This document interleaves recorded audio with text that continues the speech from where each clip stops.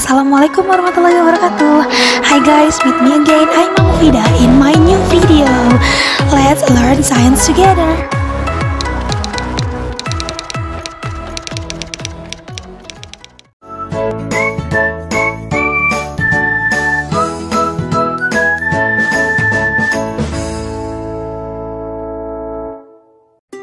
Kalian pasti pernah lihat aktivitas ini kan? Kalian juga pernah lihat aktivitas ini. Terus kalian juga pasti pernah melihat benda-benda ini. Nah, sekarang kami mau tanya, apa sih hubungannya antara ketiga benda tersebut? Nah, dari dua aktivitas tadi, kemudian dari benda di atas, kalian juga pasti menemukan satu kesamaan. Apa itu? Yap, mereka semua bisa bergerak.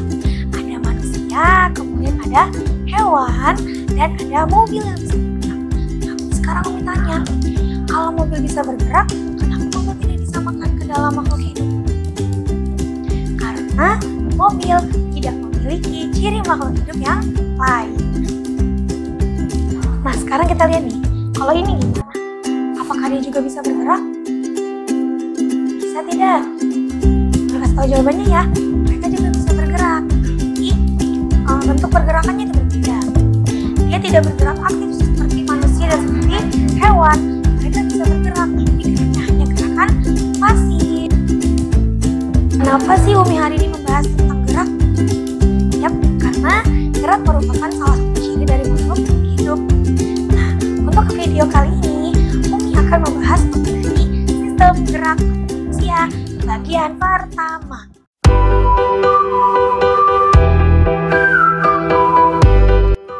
Kita mulai dari fungsi tulang. Tulang mempunyai fungsi berikut.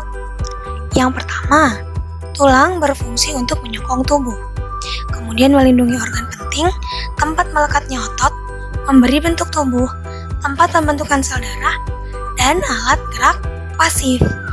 Nah, itu adalah fungsi-fungsi tulang. Tulang dibagi menjadi dua berdasarkan sel dan matriksnya.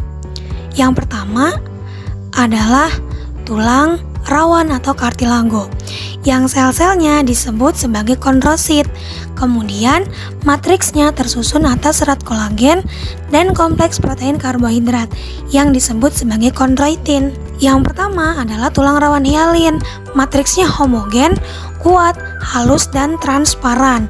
Contohnya ada di batang tenggorokan, kemudian di ujung-ujung persendian, dan di antara tulang rusuk dan tulang dada.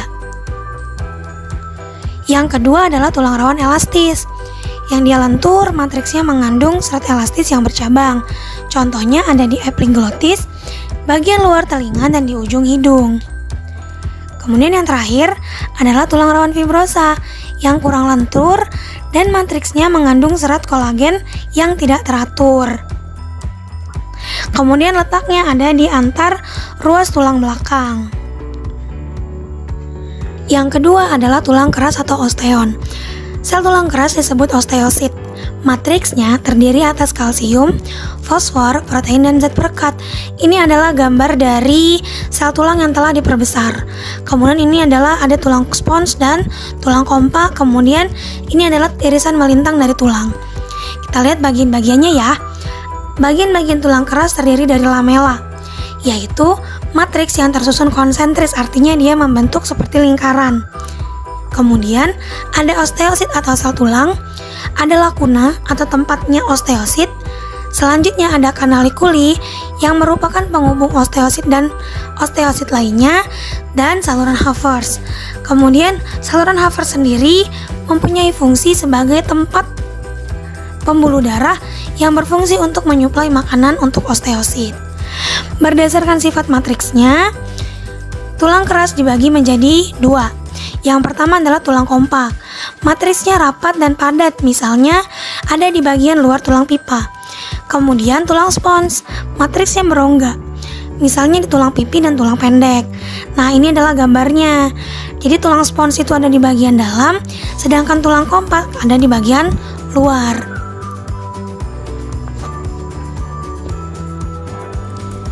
Berdasarkan bentuknya, tulang akan dibagi menjadi 4 jenis. Nah, yang pertama adalah tulang pipa. Tulang pipa ini bentuknya seperti tabung yang biasanya berongga. Terbagi menjadi 3 bagian, yaitu bagian tengah yang disebut sebagai diafise, bagian ujung yang disebut sebagai epifise, dan antara epifise dan diafise yang disebut sebagai cakra epifise. Contohnya adalah di tulang paha. Nah, bentuknya seperti ini. Kemudian yang kedua, ada tulang pipih. Bentuknya pipih dan berongga.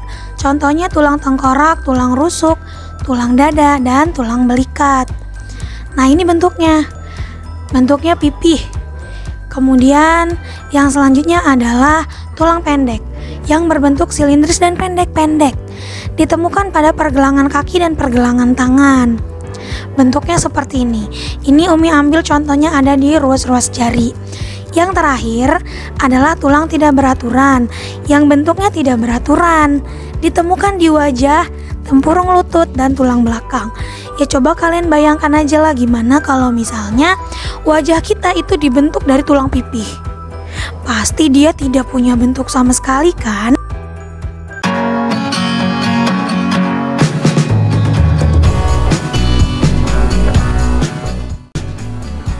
Kalau tadi kita sudah mempelajari mengenai macam-macam tulang, ada tulang rawan, ada tulang keras, kemudian ada tulang pipa, ada tulang tidak beraturan, tulang pipi, dan tulang pendek. Ternyata semua itu nanti akan saling berhubungan dan membentuk suatu sistem yang disebut sistem rangka. Jadi, sistem rangka ini terdiri dari ratusan jenis tulang yang saling berhubungan satu sama lainnya. Nah, ini adalah gambar dari tulang pada manusia yang membentuk suatu sistem rangka.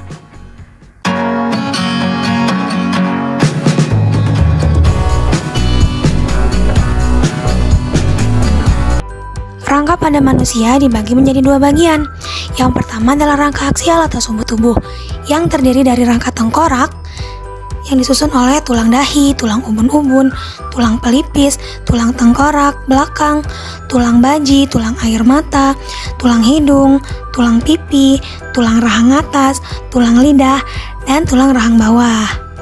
Ini adalah gambar tengkorak secara keseluruhannya.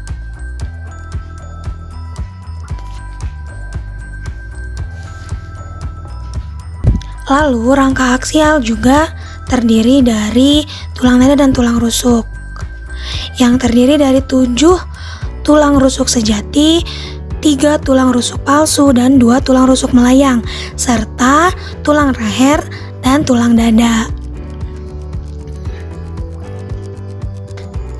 Yang terakhir adalah ruas-ruas tulang belakang, yang terdiri dari 7 ruas tulang leher, 12 ruas tulang punggung, 5 ruas tulang pinggang, 5 ruas tulang kelangkang, dan 4 ruas tulang ekor. Ini semua adalah penyusun dari rangka aksial atau rangka sumbu tubuh. Yang kedua adalah rangka apendikular atau rangka gerak yang terdiri dari gerak atas, klavikula, dan tulang belikat. Kemudian ada humerus atau tulang pangkal lengan, radius atau tulang pengumpil, ulna atau tulang hasta, tulang metakarpus, tulang ruas jari-jari. Kemudian rangka gerak bagian atas disusun oleh gelang bahu, disingkat menjadi sela beligehu, selangka belikat penyusun gelang bahu. Yang selanjutnya adalah rangka gerak bagian bawah yang tersusun dari tulang pinggul, tulang kemaluan, dan tulang duduk yang akan menyusun gelang panggul. Jadi cara menyingkatnya Susi duduk malu-malu. Tulang duduk, tulang usus, dan tulang kemaluan menyusun gelang panggul. Kemudian rangka gerak bagian bawah juga tersusun dari tulang paha, tulang tempurung lutut, tulang betis, tulang kering, tulang pergelangan kaki, tulang telapak kaki, dan tulang jari-jari kaki.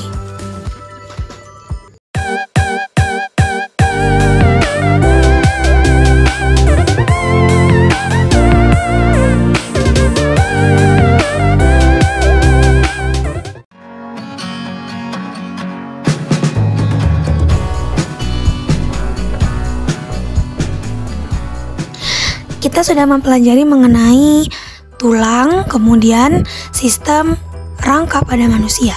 Yang selanjutnya kita akan mempelajari mengenai hubungan antar tulang. Dimulai dari pembentukan sendi. Kartilago yang ada di ujung-ujung tulang akan membesar. Kemudian kedua ujungnya akan dibungkus oleh jaringan ikat. Yang selanjutnya akan membentuk sel tulang artikulasi ke arah dalam. Berikut adalah perbesaran dari gambar sendi yang ada di dalam tubuh kita. Jadi di ilustrasi ini ada dua buah tulang yang di ujung-ujungnya ada kartilago. Kemudian kedua ujungnya akan dibungkus oleh jaringan ikat yang akan membentuk suatu ligamen. Di dalamnya ada cairan sinovial yang berfungsi sebagai pelumas sendi. Nah, macam-macam dari persendian. Persendian sendiri terdiri dari 3 macam. Yang pertama adalah sinartrosis atau sendi mati, yang dihubungkan oleh serabut jaringan ikat, sehingga tidak memungkinkan adanya gerakan.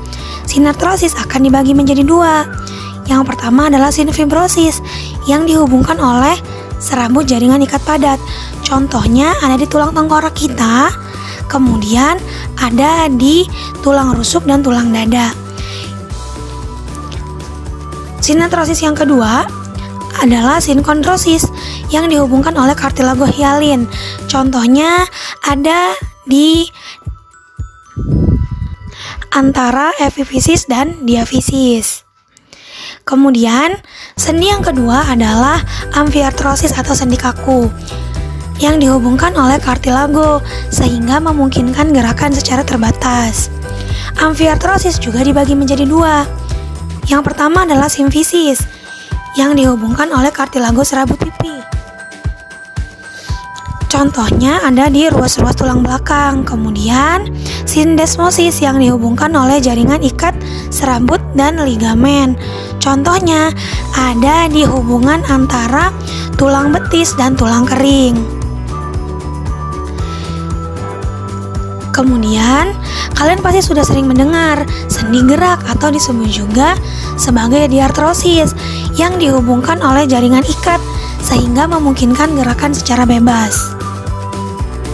Yang pertama ada sendi engsel, yang memungkinkan gerakan satu arah. Contohnya di siku, lutut, ruas antar jari. Nah, ini ada gambarnya. Kemudian yang kedua adalah sendi pelana. Sendi pelana memungkinkan gerakan 2 arah. Contohnya di persendian antara tulang ibu jari dan tulang telapak tangan. Lalu ada sendi putar yang memungkinkan gerakan memutar. Contohnya ada di tengkorak dan tulang atlas. Kemudian ada di pikul. Yang selanjutnya adalah sendi peluru. Sendi peluru memungkinkan gerakan ke segala arah. Contohnya adalah tulang lengan atas dengan gelang bahu. Kemudian antara tulang paha dengan gelang panggul. Yang terakhir adalah sendi geser, yang memungkinkan gerakan melengkung ke depan, belakang, atau memutar. Contohnya ada di tulang pergelangan kaki, hubungan antar tulang belakang.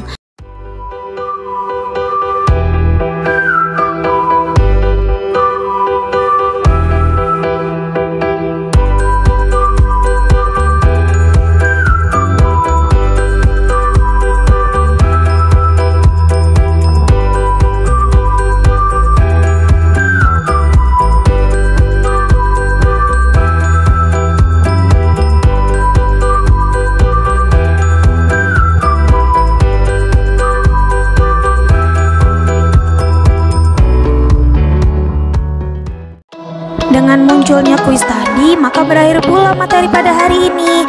Selamat belajar dan jangan lupa untuk berdoa. Terima kasih sudah menyaksikan.